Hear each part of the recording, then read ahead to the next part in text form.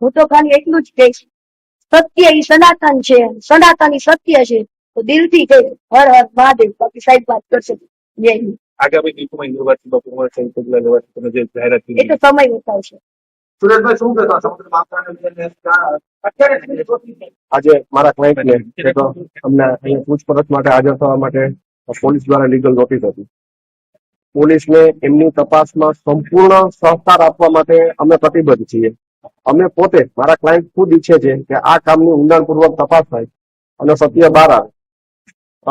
નિવેદનના અંતે અમે પોલીસ એજન્સીને એટલી આશ્વસ્ત પણ કરી છે કે અત્યારે જ નહીં, ભવિષ્યમાં પણ એની ટાઈમ ગમે ત્યારે તપાસના કામે મારા ક્લાયન્ટની જરૂર પડશે.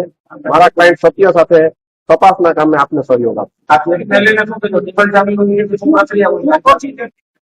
સુપ્રીમ કોર્ટે એ અંગે અલગ અલગ મત મતાંતરો છે, પણ નક્કી કરવાની સત્તા પોલીસ અધિકારીને છે. એટલે એ વિશે મારે કેવું કે આમ જ કરવું જોઈએ એ પોલીસ નક્કી કરે વધારે બેસ્ટ. કીર્તિ પટેલ પર હજી એક ફરજ રૂકાવટનો કેસ એવો છે કે જેની તપાસમાં કીર્તિ પટેલને બોલાવવામાં આવેલ નથી. અને અમે એ કેસમાં પણ આપના માધ્યમથી કહેવા માંગીશ પોલીસ એજન્સીને કે અમારા ક્લાયન્ટ છે, મારા ક્લાયન્ટ છે, એ કેસમાં પણ સહકાર આપવા માટે બંધાય.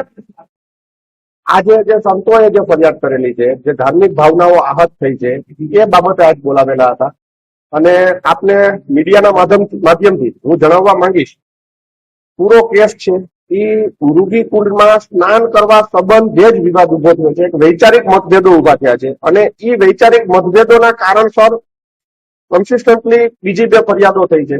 એટલે આ કેસના મૂળ સુધી પહોંચવું એ જ સત્ય બાદ લાવશે.